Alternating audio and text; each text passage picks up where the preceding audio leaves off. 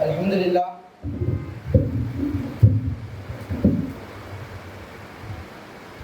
الحمدللہ رب العالمین والصلاة والسلام علی رسولہ الکریم اما بعد اعوذ باللہ من الشیطان الرجیم بسم اللہ الرحمن الرحیم وسارعون الى مغفرۃ من ربکم وجنات عرضها السماوات والارض اعدت للمتقین صدق اللہ العظیم وصدق رسول النبی الکریم. دعی پر تشریف فرما صدر تنظیم برادر محمد سلمان احمد، ڈاکٹر طلحہ فیاض الدین زونل پریزیڈنٹ، سہیل رضوان سٹی پریزیڈنٹ، اور حیدرآباد شہر کے عزیز ممبران، اپلیکینٹس اور ایسوسیٹس، السلام علیکم ورحمۃ اللہ وبرکاتہ. عزیز ساتھیوں، ایک بہت ہی خوشی کا لمحہ مجھے بھی محسوس ہو رہا ہے کہ ایک زمانے کے بعد میں ایک گیدرنگ کا ہمیں موقع ملا ہے. سٹی کے ممبران ایک جگہ جمع ہوئے ہیں، کچھ گفتگو ہم یہاں پر آج کریں گے.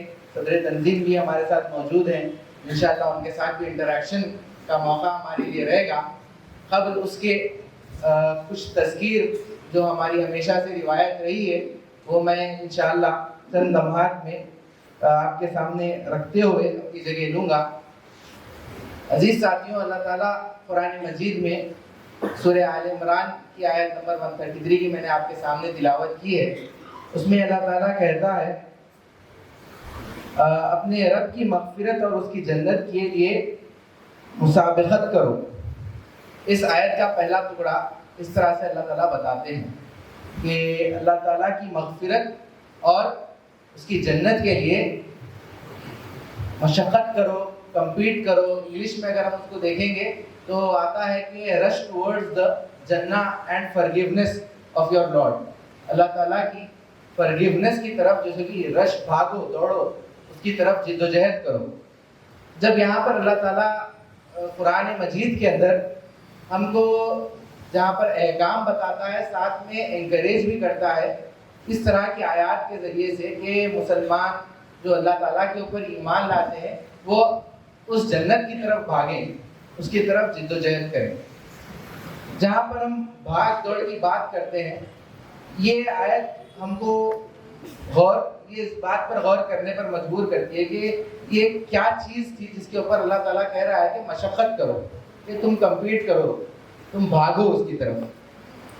جب ہم تحریک اسلامی میں ہوتے ہیں اور ہم ایک ایسے آرگنائزیشنل سیٹ اپ کے اندر کام کرتے ہیں، ہم ایک دوسرے کے ساتھ کام کرتے ہیں تو ہم کو سملیرٹیز محسوس ہوتی ہیں. ہم ایک دوسرے کے جو ممبرس یونٹ میں ہوتے ہیں تو ایک دوسرے کو دیکھتے ہیں کہ یہ کس طرح سے کام کر رہے ہیں. ایک ممبر میرے ساتھی ہیں، ان کا کیا کنٹریبیوشنز رہے ہیں، تو اس کی طرف ہم دیکھتے ہیں. ایک نیچرل ہیومن پروسیس ہے کہ وہ دوسروں کی طرف نظر اٹھا کے دیکھتا ہے کہ وہ کیا کام کر رہے ہیں. تو یہاں پر اللہ تعالیٰ سبقت یا پھر جد و جہد کی جو بات کر رہے ہیں وہ اسی کی طرف ہے. جد و جہد ہم اسٹرگل کرتے ہیں، ایک دوسرے کو دیکھ کر بھی اسٹرگل کرتے ہیں، ان سے انسپریشن حاصل کرتے ہیں. جہاں پر ہم اس موقع پر آ کے ٹھہر جائیں جہاں پر ہم یہ مان لیں کہ یہ میں جو بھی عمل کر رہا ہوں، میں جو بھی ایکٹ کر رہا ہوں، یہ میرے لیے کافی ہے. میں اب تک جو بھی کام کیا ہوں اگر میں اسی کو کنٹینیو کروں تو یہ میرے لیے کافی ہے. اللہ تعالیٰ اس سے راضی ہو جائے گی. میرے ایفرٹس جو میں ابھی لگا رہا ہوں اللہ تعالیٰ کی راہ میں، یہ میرے لیے کافی ہے. اگر یہ کوئی انسان سوچ لیتا ہے، اپنے اسٹیٹس کو مینٹین کرنے کا اس کے ذہن میں بات پیدا ہو جاتی ہے، تو پھر یاد رکھیے وہاں سے اس کا زوال شروع ہوگا. وہ انڈیویجول کا بھی وہاں سے زوال شروع ہوگا، اور ساتھ ہی ساتھ اس آرگنائزیشن کا رہو یا پھر اس کوئی بھی گروپ ہو، اگر وہ سوچے کہ میں اسٹیٹس کو مینٹین کروں تو پھر وہاں سے اس کا ڈاؤن فال سٹارٹ ہوگا. یہاں پر اللہ تعالیٰ اس آیت کے اندر ہمیں کہہ رہا ہے کہ تم آپ کو مشقت کرنی ہے، اسٹیٹس کو میں مینٹین ہو کر نہیں رہنا ہے. جو آپ اب تک عمل کرتے آ رہے ہو وہ تمہارے لیے لاسٹ نہیں ہے، بلکہ اپنے سچویشن کو، آپ کی پوزیشن کو ہمیشہ آگے بڑھاتے جانا ہے. آپ کچھ ایفرٹس آج 50% لگائے ہیں تو دوسرے دن 60% ہو، تیسرے دن 70% ہو. آپ کو ایک ہر دن گزرتا ہوا آپ کے اس ایفرٹس کے اندر بڑھتے چلے جانا ہے. جو شخص بھی اپنے اسٹیٹس کو مینٹین کرتا ہے اس کے اندر کچھ کمزوریاں پیدا ہوتی ہیں. مطلب ایک عام طور پہ محسوس ہوگا کہ اگر کوئی اسٹیٹس کو سمجھ رہا ہے کہ ہاں بھائی بازو والا بھی اتنا ہی کر رہا ہے تو میں بھی اتنا ہی کروں, یہ کافی ہوگا میرے لیے, اگر ایسا کوئی سمجھ لیتا ہے تو پھر اس کے اندر ایک منافقت والی صفت پیدا ہو جاتی ہے. ہم جانتے ہیں کہ اللہ کے نبی نے کہا کہ منافقوں کے لیے سب سے سخت اور کٹھن نمازوں میں 2 نمازیں ہیں, وہ ہے فجر کی اور پھر عشاء کی. اس کی اصل وجہ یہ ہے کہ فجر اور عشاء کے ٹائم پہ, کیونکہ وہ زمانے میں لائٹ اور اس طرح کا انتظام نہیں تھا, تو رات کے ٹائم پہ وہ مسجد میں آیا کرتے تھے, تو وہ ٹائم پہ منافقین جانتے تھے کہ یہ تو مطلب بالکل قریب آئے تک لوگ ایک دوسرے کو نہیں پہچان سکتے, تو اس موقع پر وہ لوگ وہ نماز چھوڑ دیتے تھے. منافقین کی صفت یہی ہوتی ہے نا کہ وہ لوگوں کے لیے عمل کرتے ہیں, لوگوں کو دکھانے کے لیے کام کرتے ہیں. تو جب کوئی اسٹیٹس کو اپنانے کی کوشش کرتا ہے, وہ سمجھتا ہے کہ ہاں بھائی وہ ہم برابر ہیں یا پھر انہوں بھی اتنا ہی کر رہے ہیں, میں بھی اتنا ہی کروں, تو پھر یہ چیزوں کی ایک صفت ہمارے اندر پیدا ہوتی ہے. اللہ تعالیٰ قرآن میں سورہ کہف کے اندر ان افراد کا ذکر کرتے ہوئے کہتا ہے کہ کیا میں ان لوزرز کا یا پھر جو لوگ لاس میں ان کا ذکر نہ کروں, ان کی کیا صفت ہے. اور اللہ تعالیٰ کہتے ہیں کہ وہ لوگ ہیں جو اس دنیا کے اندر جدوجہد کرتے ہیں اور ایفرٹس لگاتے ہیں اور سمجھتے ہیں کہ وہ صحیح عمل کر رہے ہیں, مگر واقعہ یہ ہے کہ وہ راہ راستے بھٹکے ہوئے ہیں. تو ہم سمجھتے ہیں کہ میں جو ایفرٹس لگا رہا ہوں, میں جتنا عمل کر رہا ہوں, یہ میرے لیے کافی, اللہ تعالیٰ مجھ سے راضی ہو رہا ہے, مگر ایسا نہیں ہے. انسان جو کہ اپنے ایفرٹس کے اندر اپنے گولز کو اچیو کرنے کے لیے ہر دن آگے بڑھتے رہنا چاہیے. احسان کی ایک کیمپین ہم ریسنٹلی ہمارے لاسٹ منتھ پچھلے 2 مہینے پہلے ہماری ایک گزری ہے, آپ نے اس پر کئی ساری تذکیر سنی ہوگی کہ احسان کا معاملہ کیا ہے. آپ کو ہر دن اپنے ایکسلنٹ کو چھینا ہے, ایکسلنٹ کو اچیو کرنا ہے. آپ کا ہر دن ایکسلنٹ ہو, کوئی بھی معاملہ ہو, چاہے وہ آرگنائزیشنل ہو یا پرسنل ہو یا پھر کسی بھی معاملے میں, جب تک آپ ایکسلنٹ کو اچیو کرنے کی کوشش نہیں کریں گے وہاں پر آپ احسان کا معاملہ نہیں کریں گے. تو اللہ تعالیٰ جو کہ محسنین کو پسند کرتا ہے, محسنین کو پسند کرتا ہے, تو ان کی کچھ صفات ہیں, ان صفات کے سلسلے میں ہمیں غور کرنا چاہیے کہ اللہ تعالیٰ کن لوگوں کو پسند کرتا ہے, اور ان صفات کو اپنانے سے ہم اللہ تعالیٰ کے پسندیدہ بندوں کے اندر شامل ہو جائیں گے. محترم ساتھیوں, یہ جو سیلف سیٹسفیکشن آ جاتا ہے ہمارے اندر کہ میں جو کام کر رہا ہوں, یہ لاکھوں ہزاروں نوجوان ہیں جو یہ کام نہیں کر رہے ہیں, میں تو 5 وقت کی نماز پڑھ رہا ہوں, کئی ایسے نوجوان ہیں جو صرف نماز جمعہ کے لیے آتے ہیں, تو میں تو ان سے بہت بہتر ہوں. یہ سیلف سیٹسفیکشن ہمارے ممبران یا پھر کوئی بھی مسلمان کے اندر یہ چیز صحیح نہیں ہے. یقیناً یہ ایک ہیومن نیچر ہے, مگر اللہ تعالیٰ اس سلسلے میں کہتا ہے کہ جدوجہد کرو, کمپیٹ کرو, سابقون میں شامل ہو جاؤ.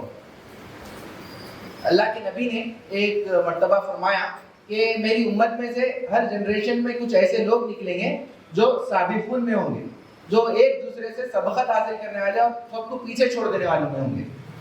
جب ہم یہ حدیث کا ٹکڑا سنتے ہیں تو یہ ہمارے لیے انسپریشن ہو, یہ ہمارے لیے ایک کیا بولیں ایک گول ہو کہ میں ان سابقون میں شامل ہو جاؤں, میں ان سابقون میں شامل ہو جاؤں جس کے بارے میں اللہ کے نبی نے ذکر کیا ہے.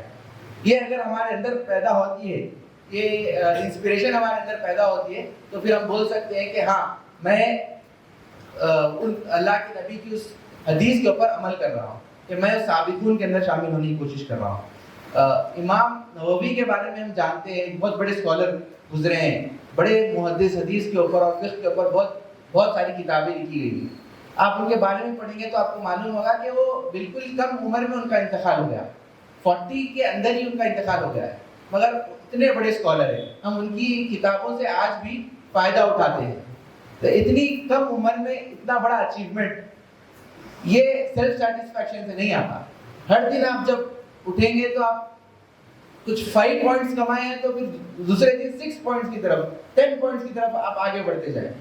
یہ جب ہمارے اندر اس بھوک یا پھر اللہ تعالیٰ کو راضی کرنے کے لیے, اللہ تعالیٰ کو خوش کرنے کے لیے یہ جو تڑپ, یہ محبت پیدا نہیں ہوگی تو پھر ہم کامیاب نہیں ہو سکتے. سیلف سیٹسفیکشن سے ہمیشہ بچ کر رہنا چاہیے. اس کو ہمارے اوپر کبھی حاوی ہونے نہ دیں۔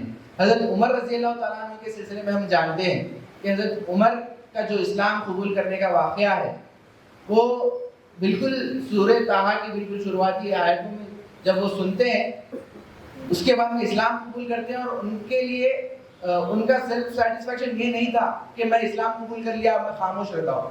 انہوں نے نیکسٹ لیول کو گئے اور وہ عام مکہ کی گلیوں میں اعلان کر دیا کہ میں مسلمان ہو گیا۔ یہ ان کے لیے ایکسلنس تھا۔ ہمارے اندر دیکھیے کہ میرے لیے کیا ایکسلنس ہو سکتا ہے؟ کیا صرف میں فرض نمازیں ادا کر لینا میرے لیے ایکسلنس ہے، یا پھر اس سے آگے بڑھتے ہوئے کچھ کام کرنا میرے پاور میں، میرے کیپیسٹی میں ہے؟ اس کو آپ کو ڈھونڈنا ہوگا۔ اللہ تعالیٰ اس آیت کے اندر اسی کی بات کہتا ہے کہ اللہ کی مغفرت اور اس جنت کی طرف مشقت کرو، دوڑو، اس کی طرف رش کرو۔ جب فرگیونیس کی بات آتی ہے، جب ہم یہ پورے ایکسلنس کے کام کرنے اور ایکسلنس کو اچیو کرنے کی کوشش کرتے ہیں تو اس کے ساتھ میں ایک ہمبل ایٹیٹیوڈ بھی ہمارے اندر ہونا چاہیے۔ ہمبل یہ کہ میرے نیکیاں، میرے نیک اعمال مجھے جنت میں نہیں پہنچائیں گے۔ محترم ساتھیوں، میں عرض کر رہا تھا کہ ہمارے لیے مطلب آپ پرسنل، ہر انڈیویجول کی اپنی ایک کیپیسٹی ہوتی ہے، تو اس اعتبار سے، اس کیلکولیشن کے حساب سے آپ کو جج کرنے کی ضرورت ہے کہ آپ کے لیے کیا ایکسلنس ہے۔ حضرت عمر کے لیے جو ایکسلنس تھا، آپ وہ پیمانہ دیکھیے پھر اور اپنے آپ کو جج کریے کہ میرے لیے کیا ایکسلنس ہو سکتا ہے، میں کس طرح سے اسلام کو امپاور کر سکتا ہوں، اسلام کے اوپر جب میں عمل کر رہا ہوں اور اسلام کو کس طرح سے میں کنٹریبیوٹ کر سکتا ہوں، اس سلسلے میں ہم کو غور کرنے کی ضرورت ہے۔ یہ کنٹریبیوشن کے بارے میں جب میں بات کرتا ہوں تو ہر ایک کی اپنی ایک پرٹیکولر میدان ہو سکتا ہے، اپنا پرٹیکولر فیلڈ ہو سکتا ہے، تو اس کے اندر میں اس میدان کو سلیکٹ کروں اور پھر اس میدان کے اندر ایکسلنس حاصل کرنے کی کوشش اور جدوجہد کا ہی نام، جیسے کہ وہ مشقت اور وہ رش جو اللہ تعالیٰ کی جنت کی طرف کرنا ہے، وہ اسی کو کہتے ہیں۔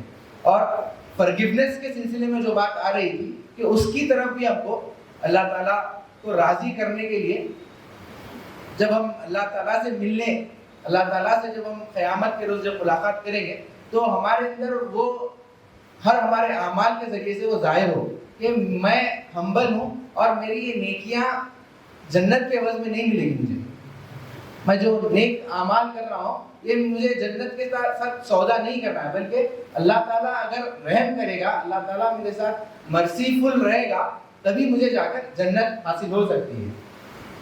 یہ ایٹیٹیوڈ کے ساتھ جب آپ کام کریں گے تو پھر آپ احسان کا درجہ اچیو کر سکتے ہیں۔ احسان کے سلسلے میں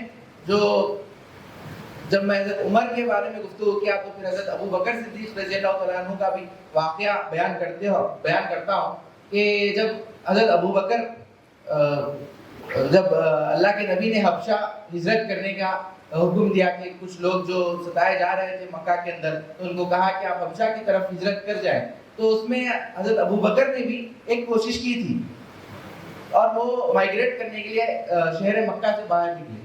تو اس وقت انہیں ایک شخص ملتے ہیں اور وہ کہتے ہیں کہ ابو بکر تم کہاں جا رہے ہو؟ تو حضرت ابو بکر ریپلائی کرتے ہیں کہ شہر مکہ کے لوگ مجھ پر ظلم کر رہے ہیں، مجھ پر زیادتی کر رہے ہیں اور مجھے رہنے نہیں دے رہے، تو میں اس شہر کو چھوڑ کر جا رہا ہوں۔ تو پھر اس ریپلائی میں جیسے کہ وہ شخص کہتے ہیں کہ تم جیسا شخص، اتنا پرہیزگار شخص اگر اس شہر کو چھوڑ کر چلا جائے تو پھر شہر میں کچھ باقی نہیں رہے، اور کہتے ہیں کہ میں آپ کو امان دیتا ہوں آپ واپس شہر میں آ جائیں۔ تو حضرت ابو بکر واپس چلے جاتے ہیں۔ تو یہ جو ایک نان مسلم گواہی دیتا ہے، یہ کیسا پیدا ہوا؟ یہ احسان کے معاملے سے پیدا ہوا۔ آپ ہر معاملے میں ایکسلنس حاصل کرنے کی کوشش کریں تو اس کا اظہار سوسائٹی میں بھی نظر آئے گا، اس کے ایفیکٹ سوسائٹی کے اندر بھی ریفلیکٹ ہوں گے۔ وہ ریفلیکشن ہم نے اس واقعے کے اندر جانا۔ آپ جب ایکسلنس حاصل کریں گے تو لوگ آپ کو جانیں گے، آپ کے ذریعے سے اسلام کو پہچانیں گے، اور پھر آپ کا جو مقصد ہے، جو آپ اچیو کرنا چاہتے ہیں، وہ حاصل ہو سکتا ہے۔ یہ ریفلیکشن جو میں نے ابھی اس آیت کے ذریعے سے آپ کے سامنے کیا ہے، اللہ تعالیٰ کہتا ہے یہ پرہیزگار لوگوں کی نشانیوں میں سے کہ وہ مشقت کرتے ہیں جنت کی طرف اور اللہ تعالیٰ کی فرگیونیس کی طرف۔ یہ اگر ہم کو کرنا ہے تو پھر یہ تمام سٹیپس کے اوپر عمل کرنا ہے۔ میں کنکلوڈ کرتے ہوئے پھر سے ریوائز کر دیتا ہوں کہ اللہ تعالیٰ پہلے کہتے ہیں کہ مشقت کرو جنت کی طرف، کہ ہم کو اللہ تعالیٰ کی جنت حاصل کرنا ہے تو اس کے لیے ہمیں احسان، ایکسلنس ہم کو حاصل کرنی ہے، اور پھر ہمارے اعمال کے اندر، ہمارے نیکیوں کے اندر وہ ہمبل ایٹیٹیوڈ بھی رکھنا ہے کہ اللہ تعالیٰ ہی اگر معاف کرے گا تبھی جا کے ہمیں جنت مل سکے گی۔ اور یہ جب ہم احسان کے اعمال کریں گے تو پھر اس سے سوسائٹی کے اندر بھی ریفلیکشن پیدا ہوگا، اور سوسائٹی کے اندر آپ جو کام کرنا چاہتے ہیں، جو دعوت دین کا کام کرنا چاہتے ہیں، اس کے اندر آسانی پیدا ہوگی۔ اللہ تعالیٰ سے دعا ہے کہ اللہ تعالیٰ ہم کو ان پرہیزگار بندوں میں شامل فرمائے اور اس آیت کے اوپر مزید غور و فکر کر عمل کرنے کی توفیق عطا فرمائے۔ رب اغفر ورحم وانت خیر الراحمین۔